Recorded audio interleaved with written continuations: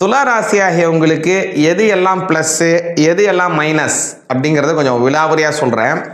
இதில் தோராயமாக பார்த்தீங்கன்னா எல்லாமே ஒரு ப்ளஸ்ஸு தாங்க. துலா ராசிக்காரங்களுக்கு எல்லாமே ஒரு ப்ளஸ்ஸாக தான் அமையுது. இதில் முக்கியமாக கவனிக்கப்பட வேண்டியது ஒரு 2 விஷயம்தான். அது என்னங்கிறது நான் தெளிவாக சொல்கிறேன். முதல்ல இதுவரை அஷ்டமத்தில் இருந்த குரு பகவான் 6ஆம் அதிபதி அஷ்டமஸ்தானத்தில் போவது நல்லது. இருந்தாலும் கூட இது என்ன கொடுத்துருப்பாருன்னா செலவை கொடுத்துருப்பார். தேவையற்ற செலவு. அந்த செலவுங்கிறது ஒன்று பொருளாக இருக்கலாம் அல்லது நேரமாக இருக்கலாம். நேர விரயங்கள் ஏற்பட்டிருக்கலாம் அல்லது பொருள் விரயங்கள் ஏற்பட்டிருக்கலாம். இதில் 2மே உங்களுக்கு ஏற்பட்டிருக்கலாம். ஏன்னா அஷ்டமத்தில் இருந்தார் இல்லைங்களா குரு பகவான். அப்போது இந்த குரு பகவான் இந்த நேர விரயம் ஏற்படட்டும் அல்லது பொருள் விரயம் ஏற்படட்டும், இப்போது அவர் என்ன செய்கிறாருன்னா 9ஆம் இடத்துல உட்கார்றாரு. ஒரு கிராமத்தில் ஒரு சொல்லுவாங்க, ஓடினவனுக்கு 9ல் குருப்பா அப்படிம்பாங்க. என்னன்னா ஒரு விஷயத்தில் வெற்றி பெற்று விட்டான் அப்படின்னா அவனுக்கு 9ஆம் இடத்துல குரு இருக்கணும். 100 பேர் ஓடுறதுல ஒருத்தன் ஜெயிக்கிறான்னா அதுக்கு 9ல் குரு இருந்தால் தான் அவனால் முடியும் அப்படிங்கிறது அவன் நம்பிக்கை. இப்போது 9ஆம் இடத்துல உங்களுடைய கோச்சாரத்தில் குரு பகவான் உட்கார்றாரு. இப்போ என்ன ஆகுது அப்படின்னாங்க, முன்பை விட அதீதமான ஒரு திறமையை வெளிப்படுத்த போகிறீங்க. நீங்கள் ஒரு பெரிய ரேஸ் போயிட்டுருக்கு அப்படின்னா அதில் நீங்கள் முதன்மை இடத்துக்கு போயிடுவீங்க. அப்படி இல்லைன்னா எனக்கு யாரும் இல்லைங்க போட்டி, நான் தாங்க தனித்துவம், நான் தான் செய்கிறது தாங்க அப்படின்னா உங்களுக்கு ஒரு பெரிய அங்கீகாரம் கிடைக்க போது. முன்பை விட அதிகப்படியான பலன், அதிகப்படியான பலம், அதிகப்படியான நேரம் இந்த தொழிலுக்குன்னோ அல்லது நீங்கள் செய்யக்கூடிய வேலைக்குன்னோ நீங்கள் செய்ய போகிறீங்க. அதன் மூலமாக உங்களுக்கு நல்ல அங்கீகாரம், சம்பள உயர்வு, ஒரு நல்ல வெகுமதி ஏற்படுறதெல்லாம் ஏற்பட போகுது.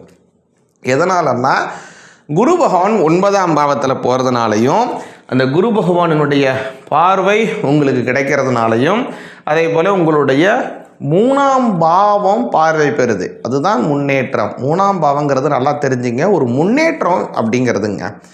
அதில் ஒரு நல்ல கிரகம் போனால் அது நல்ல வளர்ச்சியாக இருக்கும். அதில் சரியான கிரகம் போகலை அப்படின்னா அது உங்களுக்கு தடையாக இருக்கும். இப்போ குருவினுடைய பார்வை உங்களுக்கு 3ஆம் பாவத்தை கிடைக்கிறதுனால நல்ல வளர்ச்சி ஏற்பட போது, நல்ல வெற்றி வாய்ப்புகள் உங்களுக்கு தேடி வரப்போகுது துளாராசிக்காரங்களுக்கு. அடுத்ததாக கவனிச்சினாங்க 5ஆம் பாவத்தில் இருக்கக்கூடிய ராகு பகவான். இந்த 5ல் ராகு ரொம்ப அமக்கலம். பாக்யஸ்தானத்தில் அதே மாதிரி பூர்வ புண்ணிய ஸ்தானத்தில் இதிலெல்லாம் ராகு வந்தாருனாங்க அமக்கலங்க உங்களுக்கு. அதனால் துளாராசிக்காரங்களுக்கு ரொம்ப நாளாக குழந்தை இல்லாமல் இருக்குன்னா குழந்தை பிறக்கும். இல்லை ஏற்கனவே எனக்கு ஒரு பெண் குழந்தை இருக்குது, இல்லை ஏற்கனவே எனக்கு ஒரு ஆண் குழந்தை இருக்குது, அடுத்து எனக்கு ஒரு பெண் குழந்தை பிறக்குமா அல்லது ஆண் குழந்தை பிறக்குமா, ஏற்கனவே இருக்கிற குழந்தை இல்லாமல் இன்னொரு குழந்தை பிறக்கணும் அப்படின்னு ஆசைப்பட்டீங்கன்னா அதே மாதிரியே ஒரு குழந்தை பாக்கியம் உங்களுக்கு கிடைக்கும், நிச்சயமாக கிடைக்கும். அதனால் குழந்தை பாக்கியம் இல்லாதவங்களுக்கு குழந்தை பாக்கியம் கிடைக்கும். அடுத்த குழந்தை அம்ச அபிவிருத்திகள் ஏற்படுறவங்களுக்கும் ஏற்பட போகுது. அதுவும் உங்களுக்கு ஒரு நல்ல பலன் துளாராசிக்காரங்களுக்கு ஏற்படுது. அடுத்ததாக ஒரு கவனிச்சிங்கன்னா 5ஆம் பாவங்கிறது தெய்வ வழிபாடு. 5ஆம் பாவங்கிறது தெய்வ வழிபாட்டில் ரொம்ப முக்கியமான இடம். அதில் ராகு போகிறதுனால குலதெய்வத்தை வழிபாடு செய்யாமல் இருக்கீங்கன்னா இந்த சமயத்தில் நீங்கள் குலதெய்வத்தை நிச்சயமாக வழிபாடு செஞ்சிடுவீங்க. கண்டிப்பாக தானாகவே போவீங்க, அந்த குலதெய்வத்து கோயிலை கும்பிட போகிறீங்க, அந்த கோவிலுக்கு நல்ல ஒரு பூஜைகளை செய்ய போகிறீங்க, நல்ல பொங்கலுடன் சுவாமியை கும்பிட்டு வழிபாடு செய்ய போகிறீங்க. அருமையான பூஜைகள் நடக்க போகுது. 5ல் இருக்கக்கூடிய குரு பகவான், அது 5ல் இருக்கக்கூடிய ராகு பகவான் குருவினுடைய பார்வை பெற்று 5ஆம் இடத்திலே ராகு, அருமை. அதே மாதிரி 11ல் இருக்கக்கூடிய கேது தான் உங்களுக்கு நல்ல யோகம், லாபஸ்தானம் இல்லைங்களா. வெளிநாடு போவதற்கு ஒரு யோகம் இருக்குது. சாமி நீங்கள் மாட்ட சொல்லிட்டே இருக்கீங்க, நான்லாம் பாஸ்போர்ட்டே எடுக்கலை நீங்கள் சொன்னால் கூட வரக்கூடிய காலத்திலே ஒரு பாஸ்போர்ட் எடுத்து வெளிநாடு போகக்கூடிய யோகம் உங்களுக்கு வருதுங்க துளாராசிக்காரங்களுக்கு நிச்சயமாக. எதனாலன்னா 11ஆம் இடம் வலிமையாகுது. அதுவும் அந்த இடத்துல சூரிய பகவானினுடைய ஆதிக்கமாக துளாராசிக்காரங்களுக்கு இருக்கார். இதில் ஒரு நல்லா கவனிச்சுங்க.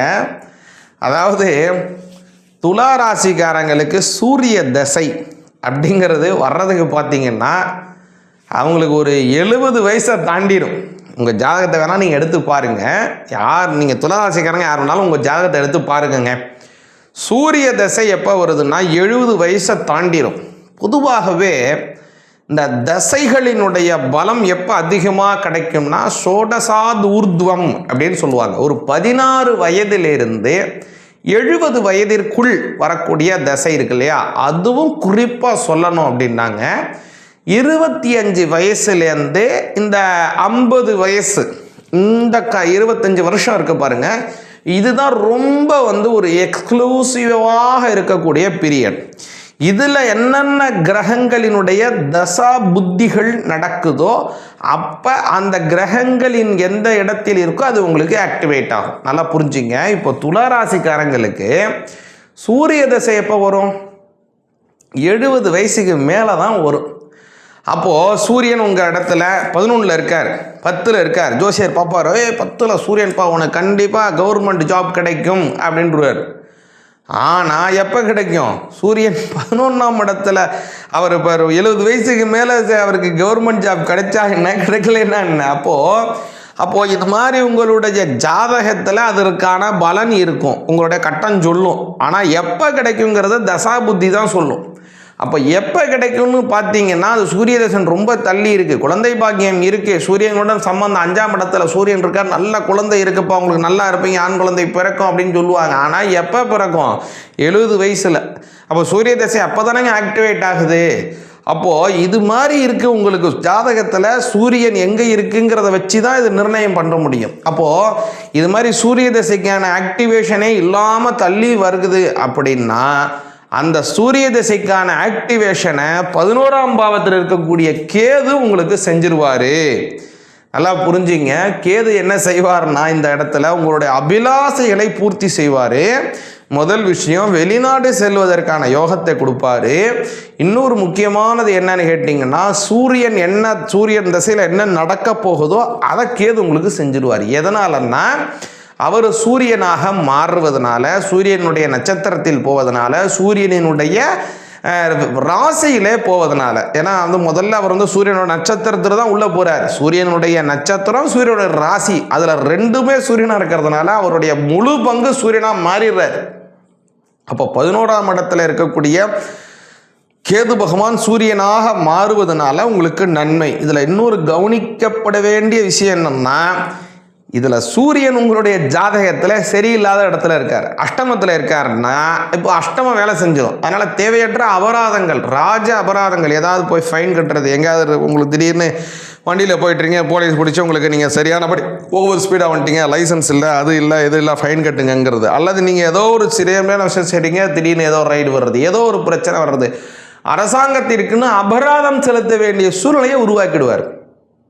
அப்போது நீங்கள் என்ன செய்யணும்னா உங்களுடைய சுயஜாதத்தை நிச்சயமாக ஒரு தடவை பார்த்துக்கணும். அதில் சூரியன் எங்கே இருக்கார், எதை செஞ்ச போகிறாரு, என்ன செஞ்சிட்ருக்காரு, இப்போ அவர் கேது வர்றதுனால எப்படி மாறப்போகுதுங்கிறத நிச்சயமாக ஒரு தடவை செக் பண்ணிங்க. அதை வச்சு தான் உங்களுடைய பலன் முழுமையாக மாறுங்கிறத நான் சொல்லிக்கிறேன்.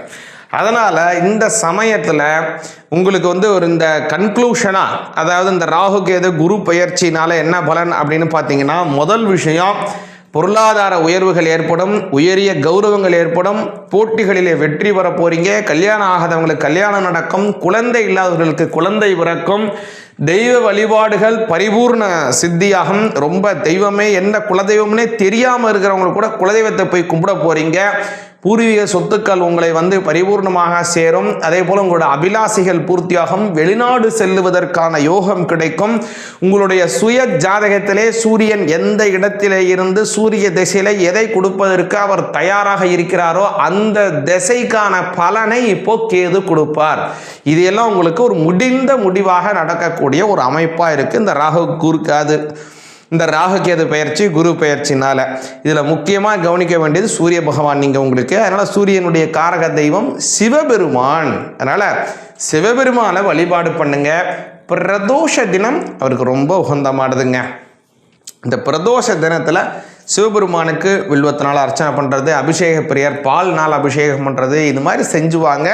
நல்ல பலன் கிடைக்கும். வெளிநாட்டில் இருக்கங்க, எனக்கு சிவன் கோயிலெலாம் பக்கத்தில் இல்லை, நான் என்ன செய்யலாம்னா அதாவது பிரதோஷ தினத்தில் சிவபெருமானை நினைத்து விரதம் எடுக்கிறது, உபவாசம் எடுக்கிறது, இதை செஞ்சு பாருங்க, நல்ல பலன் கிடைக்கும். சிவாய நமக.